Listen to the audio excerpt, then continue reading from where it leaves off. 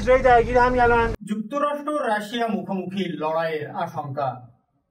ইউক্রেনে দূরপাল্লার ক্ষেপণাস্ত্র ব্যবহার করে রাশিয়ায় হামলা চালানোয় ওয়াশিংটন ও মস্কো মুখোমুখি লড়াইয়ে নামতে পারে বলে আশঙ্কা করছে অনেকেই।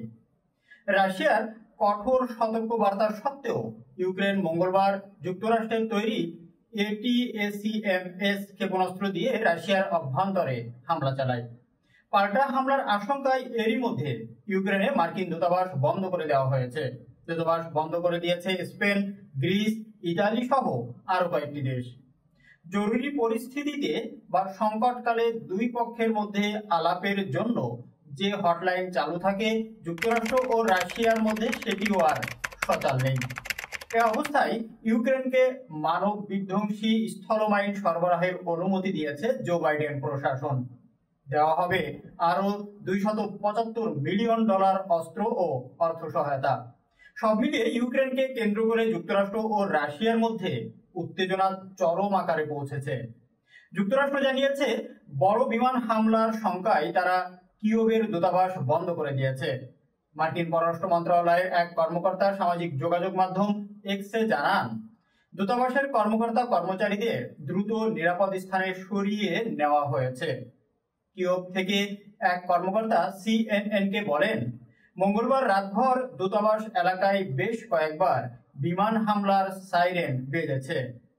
যুক্তরাষ্ট্র ও রাশিয়ার মধ্যে চরম উত্তেজনার বড় প্রমাণ দুই পক্ষের মধ্যে যোগাযোগের গোপন হটলাইন বন্ধ হয়ে যাওয়া। বৈরিতার মধ্যেও বিভিন্ন দেশ এই হটলাইন চালু রাখে। এটি হলো সেই যোগাযোগ মাধ্যম যা সংকট থেকে বের হওয়ার গোপন দ্বার হিসাবেও পরিচিত। যে কোনো ভুল বোঝাবুঝির অবসান ঘটাতে 1963 সালে মস্কো এবং ওয়াশিংটনের মধ্যে এই হটলাইন চালু হয়। বুধবার রুশ সূত্রের বরাত দিয়ে রয়টার্স জানায়, ক্রেমলিন ও ওয়াশিংটনের মধ্যে থাকা বিশেষ হটলাইন বর্তমানে ব্যবহার করা হচ্ছে না। এতে পশ্চিমা দেশগুলোর মধ্যে এবং তাদের সঙ্গে রাশিয়ার পারমাণবিক যুদ্ধের শঙ্কা অতীতের যে কোনো সময়ের চেয়ে তীব্রতর হচ্ছে। ক্রেমলিনের মুখপাত্র দিমিত্রি পেসকভ বার্তা সংস্থা তাসকে বলেন, রাশিয়া ও যুক্তরাষ্ট্রের প্রেসিডেন্টের মধ্যে যোগাযোগের অংশ হিসাবে একটি বিশেষ হটলাইন চালু ছিল। এটা এখন বন্ধ রয়েছে। সম্প্রতি ইউক্রেনকে যুক্তরাষ্ট্র তাদের দেওয়া দূরপাল্লার ক্ষেপণাস্ত্র ব্যবহারের অনুমতি দেয়। রুশ আগ্রাসনের 1000 দিন পূর্তিতে ইউক্রেন ওই ক্ষেপণাস্ত্র ব্যবহার করে। এতে উত্তেজনা বাড়তে থাকে, কারণ এরই মধ্যে রুশ প্রেসিডেন্ট ভ্লাদিমির পুতিন ঘোষণা দেন, যুক্তরাষ্ট্রের দূরপাল্লার ক্ষেপণাস্ত্র রাশিয়ায় আঘাত হানলে তারা ধরে নেবেন ইউক্রেন নয়, এটা যুক্তরাষ্ট্রেরই হামলা। যুক্তরাষ্ট্রের দেওয়া ATACMS ক্ষেপণাস্ত্র রুশ সীমান্তে 300 কিলোমিটার ভিতরে আঘাত হানতে সক্ষম। এতে রাশিয়ার অনেক বড় শহর ইউক্রেনের হামলার আওতায় চলে আসতে পারে। চলমান উত্তেজনার মধ্যে রাশিয়া তাদের পারমাণবিক অস্ত্র ব্যবহারের নীতিমালাও হালনাগাদ করেছে। এরই মধ্যে রুশ প্রেসিডেন্ট ভ্লাদিমির পুতিন নীতিমালা অনুমোদন করেছে। এ নিয়ে যুক্তরাষ্ট্র বলছে তারা এতে আশ্চর্য হয়নি। বুধবার পেন্টাগন এর মুখপাত্র সাবরিনা সিং বলেন, এ ধরনের নীতিমালার বিষয়ে তারা আগেও দেখেছে, এখনো দেখছেন। এটা গত 2 বছর ধরেই ঘটছে। মস্কো বলছে ইউক্রেনকে দূরপাল্লার ATACMS ক্ষেপণাস্ত্র ব্যবহারের অনুমতি দেওয়ার ঘটনা এটাই প্রমাণ করে পশ্চিমা দেশগুলো এই সংঘাতে উস্কানি দিতে চায়। এটাকে যুক্তরাষ্ট্রের বড় ধরনের নীতিগত পরিবর্তন হিসাবে দেখা হচ্ছে। কিন্তু গতকাল আরো একটি বড় পরিবর্তন ঘটিয়েছে বাইডেন প্রশাসন। তারা ইউক্রেনকে মানব বিধ্বংসী স্থলমাইন সরবরাহের অনুমোদন দিয়েছে। যুক্তরাষ্ট্রের কাছ থেকে এই স্থলমাইন পেতে যুদ্ধের একেবারে শুরু থেকে লবিং করছে ইউক্রেন।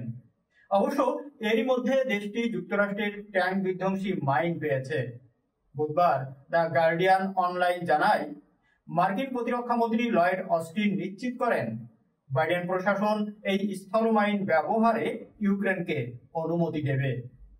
স্থলমাইন দেওয়ার মার্কিন সিদ্ধান্তের সমালোচনা করেছে মানবাধিকার সংস্থাগুলো। এই পদক্ষেপকে বড় ভুল বলে মন্তব্য করেছেন তুরস্কের প্রেসিডেন্ট রিসেপ তাইপ এরদোয়ান। এটা যুদ্ধকে আরো উস্কে দেবে বলে উল্লেখ করেন তিনি। মেয়াদের শেষ প্রান্তে থাকা জো বাইডেন প্রশাসন ইউক্রেনকে বড় ধরনের অর্থ ও অস্ত্র সহযোগিতা দেওয়ার ঘোষণা করেছে। পরবর্তী প্রেসিডেন্ট হিসাবে ডোনাল্ড ট্রাম্প দায়িত্ব নেওয়ার পর পরিস্থিতি কি হয় তা নিয়েও চলছে চুলচেরা বিশ্লেষণ। মার্কিন প্রতিরক্ষা মন্ত্রী জানান তারা ইউক্রেনকে $275 মিলিয়ন সহযোগিতা দেবেন। অর্থ ছাড়াও রকেট সিস্টেমের বিস্ফোরক, কামান ও ট্যাঙ্ক বিধ্বংসী অস্ত্র দেওয়া হবে। রাশিয়া ইউক্রেনের বিস্তীর্ণ এলাকা অত্যন্ত দ্রুত গতিতে দখলে নিচ্ছে। Institute for the study of war এর তথ্যের বরাত দিয়ে বিবিসি জানিয়েছে 2024 সালে রাশিয়া আগের বছরের তুলনায় 6 গুণ বেশি ভূমি নিয়ন্ত্রণে নিয়েছে। পাশাপাশি রাশিয়ার কুরাক্স অঞ্চলের বিভিন্ন এলাকা ইউক্রেন যে আকস্মিক দখলে নিয়েছিল সেই অর্জনও ফিকে হয়ে যাচ্ছে।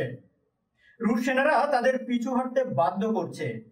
ISWA এর তথ্য মতে ইউক্রেনের 1,10,649 বর্গ কিলোমিটার এলাকা দখলে নিয়েছে রাশিয়া। অপরদিকে রাশিয়ার কুরাক্স অঞ্চলে প্রথম মাসে 1,171 বর্গ কিলোমিটার এলাকা দখল নেয়। বর্তমানে সেখানে রাশিয়ার হয়ে সম্মুখ লড়াই রয়েছে উত্তর কোরিয়ার সেনারা। 2022 সালের 24 ফেব্রুয়ারি ইউক্রেনে আগ্রাসন শুরু করে রাশিয়া। এর জেরে এরই মধ্যে ইউক্রেনের কয়েকশো শহর ধুলোর সঙ্গে মিশে গেছে। বাস্তুচ্যুত হয়েছে লাখ লাখ মানুষ, কয়েক হাজার বেসামরিক মানুষ নিহত হয়েছে। যুদ্ধে উভয় পক্ষের লাখেরও বেশি সেনাদের প্রাণ গেছে। এর প্রভাবে বিশ্ববাজারে দেখা দিয়েছে সংকট, অনেক দেশে অর্থনৈতিক মন্দা দেখা দিয়েছে।